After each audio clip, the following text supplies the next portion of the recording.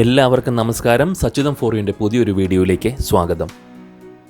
ഇന്ന് ഞാൻ നിങ്ങളെ കൂട്ടിക്കൊണ്ടു പോകുന്നത് കേരളവും സ്വാതന്ത്ര്യ സമരവും ഒക്കെയായി ബന്ധപ്പെട്ട് കിടക്കുന്ന ചരിത്ര പ്രാധാന്യമുള്ള ഒരിടത്തേക്കാണ്.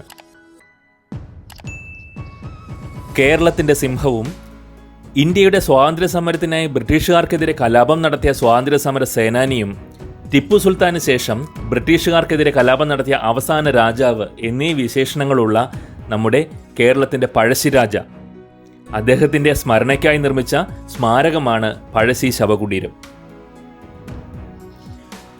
ശ്രീമാൻ പഴശ്ശിരാജയെക്കുറിച്ച് നമ്മൾ സ്കൂൾ കാലഘട്ടങ്ങളിൽ പഠിച്ചിട്ടുണ്ട്.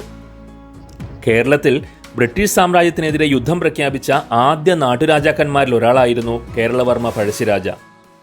ബ്രിട്ടീഷുകാർക്കെതിരെ നടത്തിയ ചെറുത്തുനിൽപ്പുകൾ പരിഗണിച്ച് ഇദ്ദേഹത്തെ വീര കേരള സിംഹം എന്നാണ് ഇന്ത്യൻ സ്വാതന്ത്ര്യ സമര ചരിത്രങ്ങളിൽ വിശേഷിപ്പിക്കുന്നത്.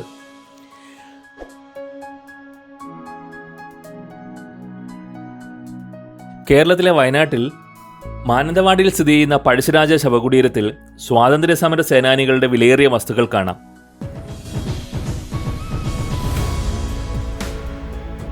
പുരാവസ്തു വകുപ്പാണ് ഈ സ്മാരകം നിയന്ത്രിക്കുന്നത്.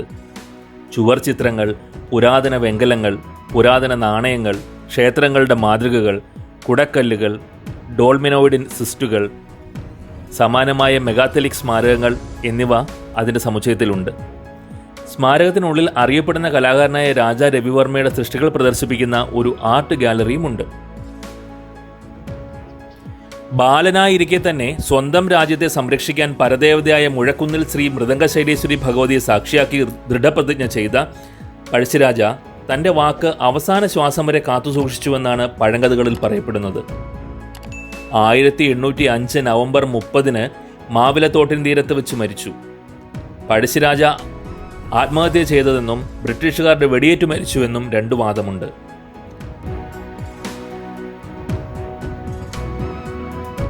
പഴശ്ശിയുടെ തലയ്ക്ക് കമ്പനി 3000 രൂപ പാരിതോഷികം പ്രഖ്യാപിച്ചിരുന്നു. പഴശ്ശിയുടെ കൂടെ ഉണ്ടായിരുന്ന കണ്ണവത്ത് നമ്പ്യാരെയും എടച്ചേന കുങ്കനെയും വധിച്ച് തല വെട്ടിയെടുത്ത് പ്രദർശിപ്പിച്ചിരുന്നു. കൂടാതെ പഴശ്ശിയെ വകവരുത്താൻ നിയുക്തനായ British deputy collector Thomas Harvey ബേരിൻ്റെ റിപ്പോർട്ടിൽ പഴശ്ശിയെ 100ഓളം കോൽക്കാരും ബ്രിട്ടീഷ് അനുകൂലിയായ കരുണാകര മേനോനും വളഞ്ഞുവെന്നും കരുണാകര മേനോനെ കണ്ട പഴശ്ശി മാറി നിൽക്ക്, എന്നെ തൊട്ടുപോകരുത് എന്നു പറഞ്ഞതായി രേഖപ്പെടുത്തുന്നു. അതിനാൽ പഴശ്ശി സ്വയം വെടിവെച്ച് ആത്മഹത്യ ചെയ്യാൻ സാധ്യതയുള്ളതായി കണക്കാക്കപ്പെടുന്നു.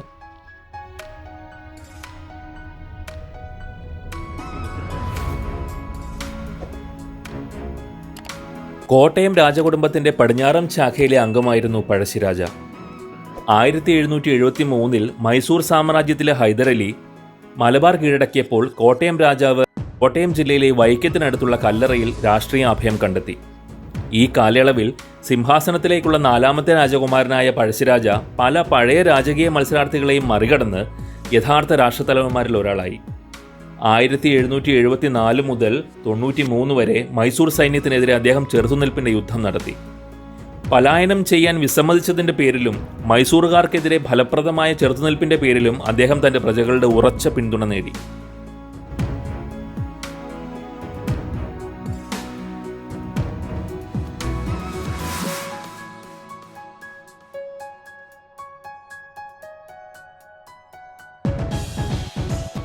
ആയിരത്തി 1796 കമ്പനി പഴശ്ശിരാജയെ അറസ്റ്റ് ചെയ്യാൻ ശ്രമിച്ചു. പക്ഷേ അദ്ദേഹം പിടിക്കപ്പെടുന്നതിൽ നിന്ന് ഒഴിഞ്ഞുമാറുകയും പകരം ഗറില്ല യുദ്ധമുറ ഉപയോഗിച്ച് തിരിച്ചടിക്കുകയും ചെയ്തു. ഗുരുതരമായ തിരിച്ചടികൾക്ക് ശേഷം കമ്പനി സമാധാനത്തിനായി കേസ് നടത്തി. വയനാട്ടിലെ ഒരു തർക്കത്തെ ചൊല്ലി 1800 വീണ്ടും സംഘർഷം ഉടലെടുക്കുകയും 5 വർഷത്തെ കലാപത്തിന് ശേഷം പഴശ്ശിരാജ 1805 നവംബർ 30 വെടിവെപ്പിൽ കൊല്ലപ്പെടുകയും ചെയ്തു എന്നാണ് വിശ്വസിക്കപ്പെടുന്നത്.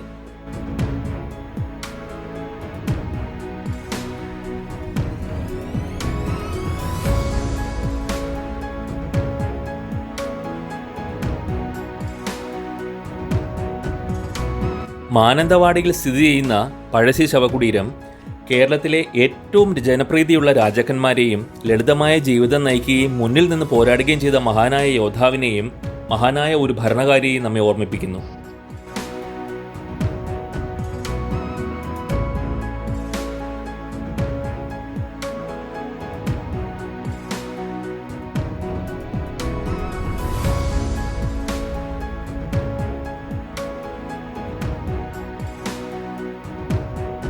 ചെറിയ പാർക്കും താഴ്വരയും ഉള്ളതിനാൽ തോൽപ്പെട്ടി വന്യജീവി സങ്കേതത്തിലേക്കോ തിരുനെല്ലി ക്ഷേത്രത്തിലേക്കോ പോകും വഴി ചരിത്രകാരന്മാർക്കും ദേശസ്നേഹികൾക്കും വിദ്യാർത്ഥികൾക്കും നിർബന്ധമായും കാണാൻ പറ്റിയ അല്ലെങ്കിൽ കണ്ടിരിക്കേണ്ട ഒരു സ്ഥലമാണ് പഴശ്ശി ശവകുടീരം. സന്ദർശകർക്ക് തിങ്കളാഴ്ച ദിവസം ഒഴികെ ബാക്കി എല്ലാ ദിവസവും ഇവിടം സന്ദർശിക്കാൻ സാധിക്കും.